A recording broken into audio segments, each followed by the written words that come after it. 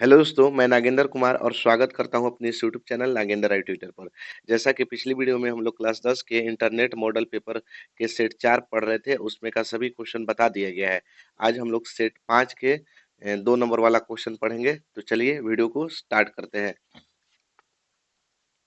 जैसा कि पहला क्वेश्चन देख सकते हैं, कहा है कि बिना लंबी विभाजन प्रक्रिया द्वारा बताइए कि दिया गया परिमेय संख्या 17/8 का दशमलव प्रसार शांत है या अशांत आवर्ती है। चलिए इसको बनाते हैं। कितना कितना था जी? 17/8, यही था ना। इसका बताना है कि शांत है कि अशांत है। बनाने के लिए सबसे पहले मान लिया जाता है x बराबर 17/8। ऊपर वाले को p बोलते हैं, नीचे वाले को q बोलते हैं, p/q। अब यहाँ से हम 8 का गुणनखंड करेंगे तो 2 से जाएगा 4 बार में, 2 से जाएगा 2 बार में, यानी फिर 2 से चल जाएगा 1 बार में। तो x बराबर हम इसको क्या लिख सकते हैं? 17। और 8 को क्या लिख सकते हैं? 2 गुणा 2, इस तरह से लिख सकते हैं। तो x बराबर 17 और बटा में 2 कै गो? तो कहिएगा 3 गो। तो 2 के पावर 3 माथवा पर 3 दिखा दिए। अब हमरे बात एक समझिएगा कि देखिए, जब ऊपर वाला को p बोलते हैं, नीचे वाले के q। जब q का अभाज्य गुणनखंड या तो 2 आ जाए या तो 5 आ जाए या तो 2 और 5 दोनों आ जाए, तो कहेंगे ना कि दशमलव प्रसार शांत है। ये क्या है? शांत है। बाकी दूसरा अंक नीचे वह आता ना, नीचे क्यू में ये दू दू दू आया, जैसे एगो 3 आ जाता तो कह देते अशांत है। तो अभी क्या है? तो शांत है। तो लिखेंगे कि अतः यह 2 के पावर n 5 के पावर m के रूप का है। इसलिए इसका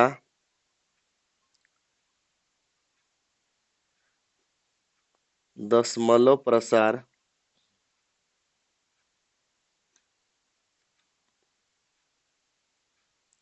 शांत है।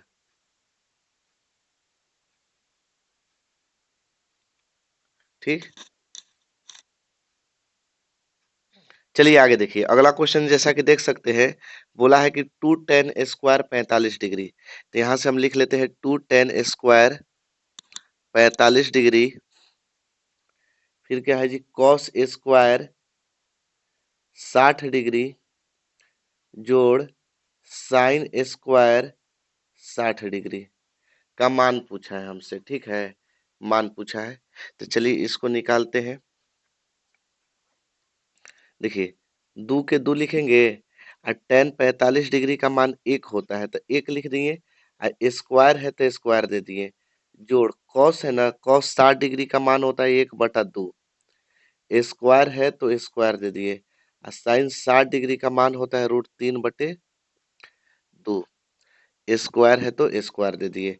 चलिए, 2 के 2, 1 में 1 से गुणा होगा 1, और 1 एकम 1, 2 दूनी के 4, √3 में √3 से गुणा हुआ 3, 2 दूनी के 4, 2 से 1 में गुणा करेंगे तो 2, और जोड़ 1/4 और प्लस 3/4, बटा में 1 करके एलसीएम निकालेंगे। 4 4 के एलसीएम कितना हो जाएगा? 4 होगा। 1 चौके 4, 4 दूनी 8, 4 एकम 4 तो 1 एकम 1, 4 एकम 4 तो 3 एकम 3। तो देखिए यहाँ से क्या हो जाएगा? 8 और 1 9, 9 और 3 12, 12 बटे में 4, 4 तिहाई 12, यानी कितना आंसर आ गया? 3। चलिए आगे देखिए अगला क्वेश्चन देख सकते हैं। बोला है कि दो वृत्तों की त्रिज्याएं क्रमशः 19 सेंटीमीटर और 9 सेंटीमीटर है। उस वृत्त की त्रिज्या ज्ञात कीजिए जिसकी परिधि इन दोनों वृत्त की परिधियों के योग के बराबर है। चलिए, जो कह रहा है उसको पहले करते हैं हम। दो गो वृत्त है, ठीक है। दोनों के त्रिज्या क्रमशः, एगो के R1 मान लेते हैं, R1 दे दिया है 19 सेंटीमीटर, एगो के त्रिज्या दिया है 19 सेंटीमीटर और एगो के दिया है 9 सेंटीमीटर। चलिए दूसरा के हम कर देते हैं 9 सेंटीमीटर। ठीक, अब कह रहा है कि एगो इ दोनों के मिला के एगो ऐसन वृत्त बनाया गया है ना कि एकर परिधि जो है इ दोनों वृत्तवा के परिधि के जोड़ के बराबर है। तो हम मान लेते हैं इसके त्रिज्या आर है। का है? त्रिज्या आर। तो देखिए पहले वृत्त की त्रिज्या, पहले वृत्त की त्रिज्या R1, R1 बराबर कितना दिया है? 19 सेंटीमीटर। दूसरे वृत्त की त्रिज्या, दूसरे वृत्त की त्रिज्या कितना दिया है जी? R2, R2 बराबर 9 सेंटीमीटर। तो बोला था कि उस वृत्त की त्रिज्या ज्ञात कीजिए। देखिए उस वृत्त की त्रिज्या, तो कौन वृत्त? तो कोई एक वृत्त है। तो हम अभीष्ट वृत्त इसको लिखते हैं कि अभीष्ट वृत्त की परिधि जो है, अभीष्ट वृत्त की परिधि, मैंने यही ना बोला है कि जिसकी परिधि, जिसकी परिधि, तो अभीष्ट वृत्त की परिधि, अभीष्ट वृत्त की परिधि का बोला था कि अभीष्ट जिसकी परिधि इन दोनों वृत्त की परिधियों की योग के बराबर है। यानी इसकी परिधि जोड़ इसकी परिधि, यानी कि पहले वृत्त की परिधि जोड़ दूसरे वृत्त की परिधि, पहले वृत्त की परिधि जोड़ दूसरे वृत्त की परिधि।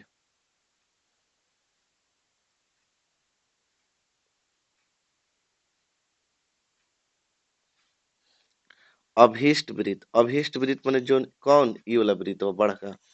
तो वृत्त की परिधि का होता है 2 पाई r होता है। तो इसका त्रिज्या r माने है तो r लिख दिए।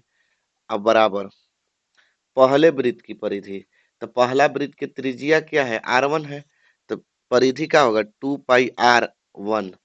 और दूसरा वृत्त की परिधि 2 पाई r2। वृत्त की परिधि 2 पाई r होता है। अब देखिए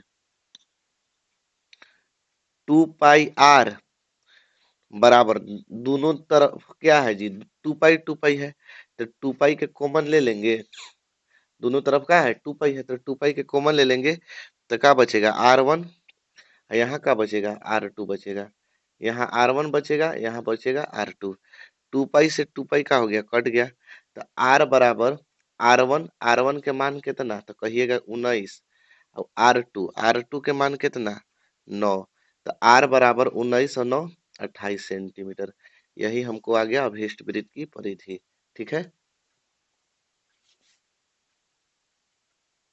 चलिए आगे देखिए क्वेश्चन। अगला क्वेश्चन में है कि एक थैले में एक लाल गेंद, लाल गेंद का एगो है? एगो है। ठीक है, तो यहाँ लिखेंगे लाल गेंद, लाल गेंद बराबर एक। चलिए आगे पढ़ते हैं, पढ़ पढ़ के एकदम बनाइएगा ना तो बढ़िया से बनेगा। एक लाल गेंद, एक नीली गेंद, नीली गेंद का एगो है? एक ही गो है। आगे देखिए, और कह रहा है कि एक पीली गेंद है, पीली गेंद भी कैगो है? एगो है। अब कह रहा है कि तथा सभी गेंद एक साइज की है, माने एक ही जैसा है सभी गेंद। ठीक, तो कुल गेंद कैगो हो जाएगा?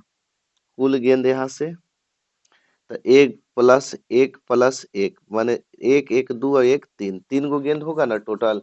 अब कह रहा है कि चुनमुन, चुनमुन एक लड़की होगी, बिना थैले में झोला में झाके, थैला का मतलब झोला, इसमें से एगो गेंद निकालती है। मान लेते हैं एक साइज के है और ओकरा में से बिना झाके चुनमुन एगो गेंद निकाली।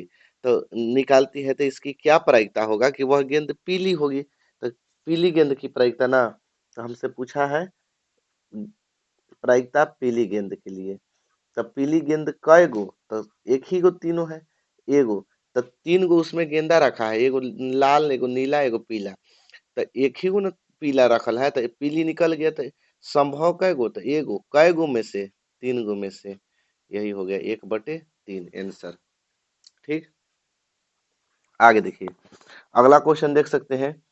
अगला क्वेश्चन में है कि अभाज्य गुणनखंड विधि द्वारा 15, 12 और 21 का HCF और LCM ज्ञात करें। कितना कितना है जी? 15, 12, 21। ठीक, पहले हम 15 के गुणनखंड ऐसे करेंगे। 3 से 3 पचे 15, कई बार में टूटा? 3 गुणा 5। फिर कितना के करेंगे? 12 के।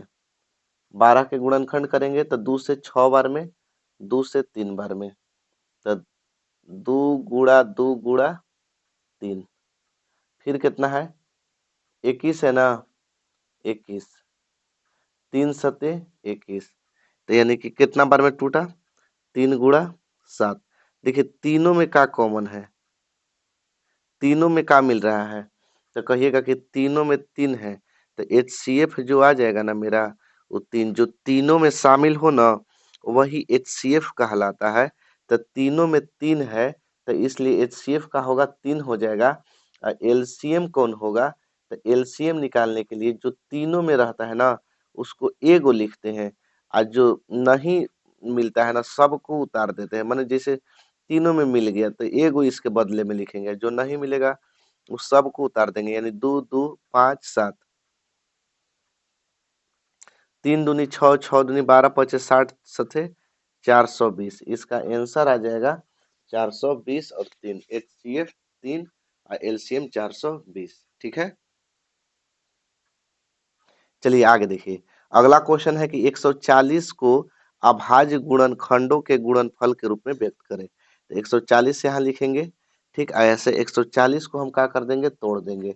ठीक, 140 को 2 से 70 दूनी 140, 2 से 35 दूनी 70, और फिर 5 से 7 बार में, यानी टूटा कितना? 2 गुणा 2 गुणा 5 गुणे 7। ठीक है, क्या कहा था कि 140 को अभाज्य गुणनखंड, गुणनखंड तो कर दिए, गुणनफल के रूप में न लिखना है। तो देखिए 2 कै गो है, तो कहिएगा कि 2 गो, तो 2 के पावर 2 दे दीजिए। अब 5 कै गो है? 1 है, तो इसी 5 गुणा का है 7, एक ही गो है। हो गया आंसर आपका, 2 नंबर के क्वेश्चन है। ठीक है, चलिए आगे देखिए। अगला क्वेश्चन देख सकते हैं, कह रहा है कि यदि बिंदु ए 6,1, बी 8,2, सी 9,4 और डी P,3 क्या है? एक समांतर चतुर्भुज के शीर्ष है। पहले एगो समांतर चतुर्भुज बना लेते हैं। ठीक है,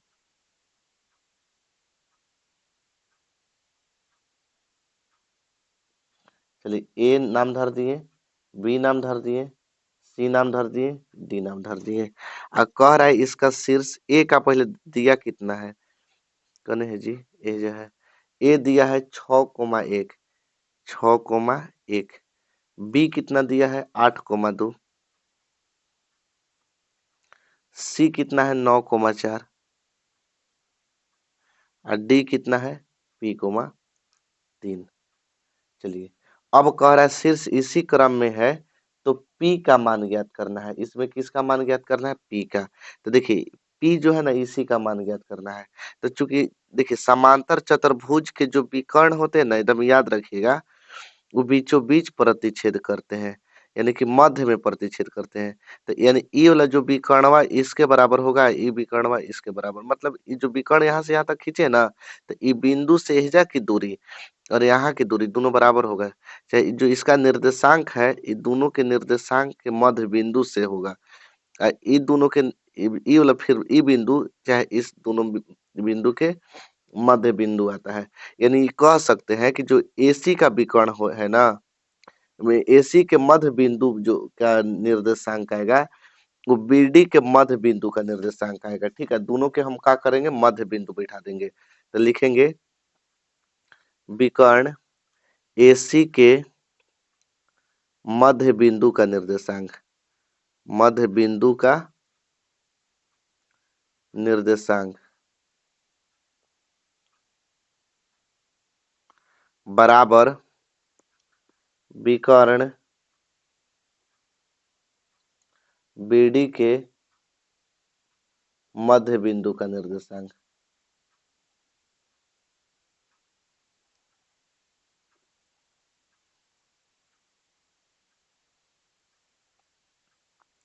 विकर्ण BD के मध्य बिंदु का निर्देशांक। ठीक है, दोनों के मध्य बिंदु।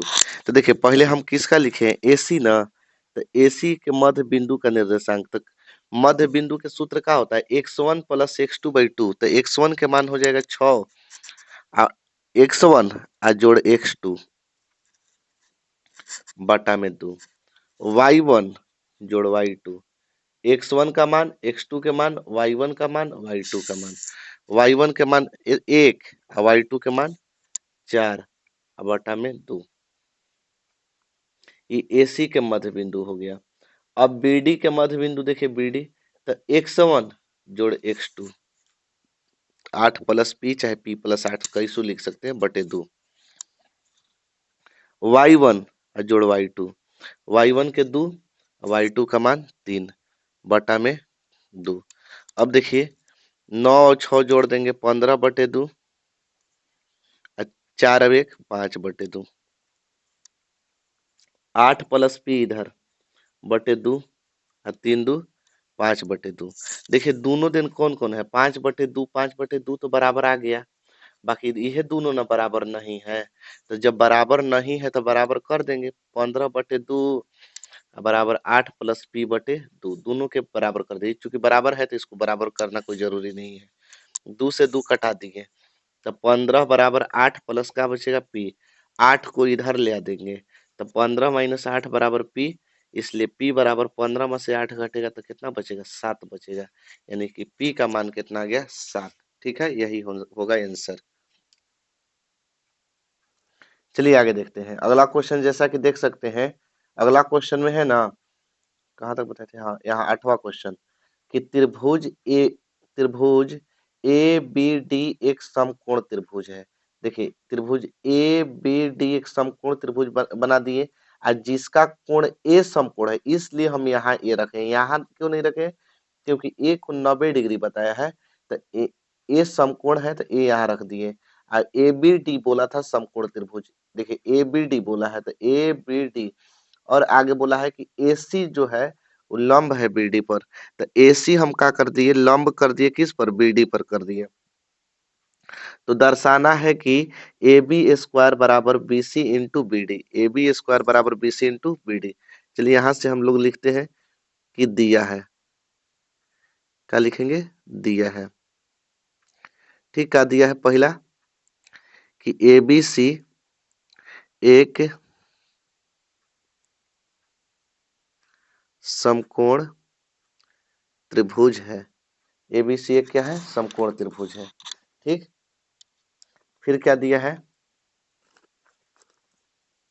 इसमें, कि दूसरा दिया है कि कोण ए बराबर 90 डिग्री, कोण ए कितना दिया है, 90 डिग्री। फिर क्या दिया है कि AC जो है वो लंब है किस पर है, BD पर। ठीक, इतना दिया हुआ है। सिद्ध क्या करना था, तो देखिए सिद्ध करना है ना, सिद्ध करना है, सिद्ध करना है कि AB² बराबर BC इंटू BD। तो यहाँ से लिखेंगे AB² बराबर BC इंटू BD। चलिए ठीक, ध्यान दीजिएगा, एकदम ज्यादा भारी भी नहीं है। अब यहाँ से हम प्रमाण में चलते हैं। प्रमाण में देखिएगा कौन कौन त्रिभुज मिलेंगे, तो हमको देखिए AB² लाना है, तो AB इसमें है और BD भी है, तो BD पूरा में, यानी एक हमको लेना होगा ABC, ABC और ABD, त्रिभुज ABC तथा त्रिभुज ABD में एक बड़ा एक छोटा वाला त्रिभुज में ले लिए, एक बड़ा वाला त्रिभुज में ले लिए। अब ध्यान दीजिएगा यहाँ से, अब यहाँ से हम समरूप करेंगे, तो देखिए ABD में B आ रहा है और ABC में B आ रहा है, तो यानी जो B होगा वो उभयनिष्ठ कोण हो जाएगा। कोण B बराबर कोण B जो होगा वो क्या हो जाएगा, उभयनिष्ठ कोण। उभयनिष्ठ का मतलब जो दोनों में हो,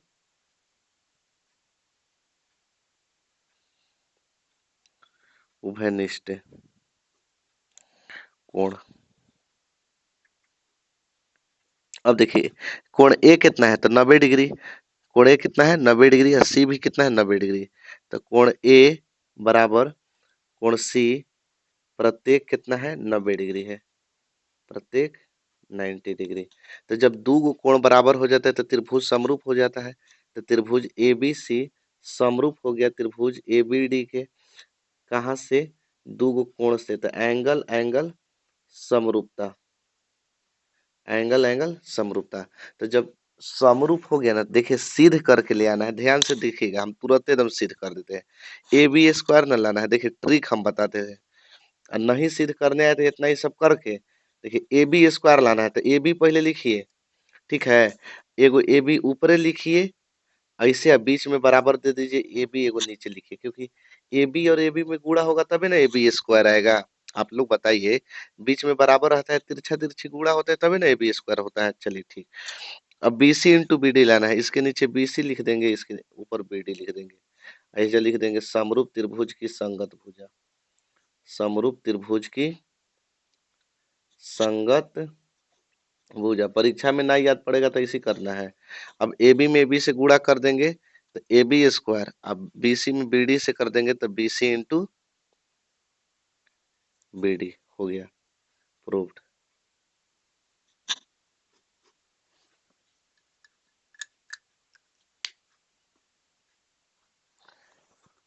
चलिए अगला देखते हैं। जैसा कि अगला क्वेश्चन आपको दिखाई दे रहा होगा, कह रहा है क्वेश्चन में कि यदि सेक 4a बराबर कौशिक ए माइनस 20 डिग्री, जहां 4a एक न्यून कोण है, तो ए का मान ज्ञात कीजिए। देखिए सेक दिया था 4a, अब बराबर दिया है कौशिक ए माइनस 20 डिग्री, और जहाँ 4a एक न्यून कोण है। देखिए सेक को चेंज कर देंगे, सेक को चेंज करेंगे तो सेक को हम कौशिक 90 - 4a लिख सकते हैं, क्योंकि कौशिक 90 - थीटा बराबर सेक थीटा। तो कौशिक 90 - थीटा, थीटा की जगह 4a, और इधर कौशिक है कितना a - 20 डिग्री। कौशिक कौशिक दोनों दिन से हटा देंगे तो बचेगा इधर 90 डिग्री या -4a, और इधर बचेगा a -20 डिग्री। अब देखिए ए को एक तरफ रखेंगे तो 4a इधर है तो इधर ही छोड़ देते हैं। अब प्लस में ए है, इधर आके माइनस में ए। अब -में 20, आई प्लस में 90 है, इधर आके -में 90। -4a माइनस एगो ए तो -5 है, जुट जाएगा। ये भी माइनस माइनस है तो जुटेगा। 90 और 20 110, माइनस माइनस कट गया, ए बराबर 110। अब बटा में गुणा में है ना 5, तो इधर आके भागा में 5। 5 से कटाइए 11 को, 5 दूनी 10, एक बचेगा, 5 दूनी के 10। ए का मान कितना हो जाएगा? 22 डिग्री आंसर, ठीक है। चलिए आगे देखिए, अगला क्वेश्चन में है कि उस त्रिभुज का क्षेत्रफल ज्ञात कीजिए जिसके शीर्ष दिया हुआ है 2,3 -1,0 2,-4 है।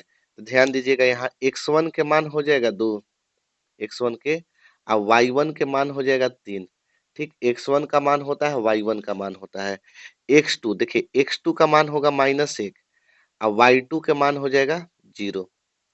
x3 का मान, तो x3 वाला कहलाता है ना 2, और y3 -4। x1 y1 x2 y2 x3 y3। अब हमको क्या ज्ञात करना है? त्रिभुज का क्षेत्रफल। तो यहाँ लिखेंगे त्रिभुज का क्षेत्रफल। देखिए फॉर्मूला होता है 1/2। देखिए एकदम आसान से आपको याद करवा देते हैं।